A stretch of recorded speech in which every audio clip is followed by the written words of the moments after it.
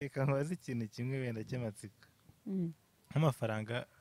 amafaranga yaba yarinjiye kubera icyo kintu, amafaranga menshi waba warakoreye muri icyo kintu ni nk'ayahe, ni nk'angahe muri make? Amafaranga menshi Mm. amafaranga menshi narakoreye ni umukire wari uvuye muri Amerika ahantu nakoreraga, abwira bosi wanjye ko nshaka, Yego. umva yampaye 320 niba ari na 20 ndumva ariyo menshi nakoreye. nta n'iminota byamaze ahita yankumbita ndisohokera. ubwo ugira feelings ku mugabo gute utigeze ubyiyumvamo? No, tuwe feeling turazigendana, duhora turapdate, duhora turengeye. Uregeye. ubwo se bigenda gute? nta nk'iyo tuvuge nk'umukunzi wawe nk'iyo abibonye bigenda bite? tuvuge wenda niba hari umusore mukundana cyangwa se wenda na famiye zawe, bigenda gute iyo wabonye ukora ako kazi? Umukunzi wanjye ibuka ubwo duherukana gukora ikiganiro, nakubwiye ko hari uwo nari mfite wandakaje mbivamo, ubu ndi single. Icyo nashaka kugusubiza ni uko ndi single, nta mukunzi ufite. Yego. Ikintu kijyanye n'ababyeyi rero, nabo nyine bantu se bankora iki? Banyica se? cyane kubona amafaranga ukababesha mu buzima bwa buri munsi. Reka nkubwire ukuntu nta n'ikintu bankora, mba mu nzu niyishirira.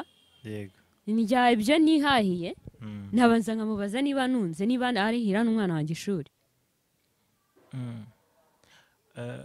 ubwo ku buryo se bitagira ingaruka ku muryango muri rusange? Gute se? tuvuge muri sosiyete ubayemo, ntago bijya bitera amatsiko benshi ku buzima bwawe, bashaka kumenya byinshi ku buzima bwawe? Ni ukuvuga ngo ababyeyi baba bari hirya iyo ngiyo, nanjye ndimo hano mu Kumweru mu mujyi. Kumenya ibyanjye rero ubwo se bapfa kubimenya gute? Kandi ntago ubura ahantu hamwe, nicyo kintu ngiye namaze kukubona. Ese ubwo naba ndi hamwe gute? Urumva bibaho? Kareka mu business agenda Tanzania, Amerika, ahantu hamwe se ubwo gute? Kareka ubwo nk'umusore tuvuge cyangwa se nk'umugabo, umugabo ubigenda gute nk'iyaje kukureba? araza kukubaza ngo nangahe? se araza, ntago mba mbyumva, ntago numva ukuntu bigenda. Ibyo nangahe se nino ryasanze mu isoko? None bigenda gute? Ntago mba numva ukuntu biriya bintu bigurwamo. Ese bigurwa nk'ibindi bicuruzwa bisanzwe? ngo haye karibu uzaze nkwereke uko bigurwa. oya gira ikitubwira, nanjye ngiye nk'uko mfite amatsiko, n'ubwo hari n'undi dukurikiye. Ni ukuvuga ngo ushaka kumenya ni karibu iwanjye, amenya igiciro ahageze. Amenya igiciro ahageze? cyangwa wakira umukiriya bitewe n'uko yaje? Yes, nibyo nshatse kukubwira.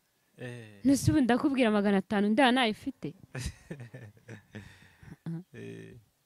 ntago wabikora ndabizi. bya bintu burya ishobora kuba ari business kandi yagutse. Yego ko man. Zareba ariko nta muntu ukora iyo business, nta muntu ukora iyo business usa nkawe, bona bari hejuru, bose baba bari hejuru. Cyo kikubwira ko iyo business irimo ibiceri. Abapapa barabidukorera. Abapapa barabibakorera? Wallahi. ubwo se ntago ujya wibaza igihe nawe uzaba ufite urugo, umugabo wakajya muri abo bana? Urugo? Ni ukuvuga ngo nararugize. Bararugize? Papa w'umwana arapfa. Yego. Ubwo ndumva nta rundi rugo nshaka. Okay. Uri umusingle mama, niko navuga. Ubwo se ibikorwa ukora, umwana wawe ni umukobwa cyangwa ni umuhungu? Kareka iyo business ntabwo nayikora mfite umukobwa. Kubera iki?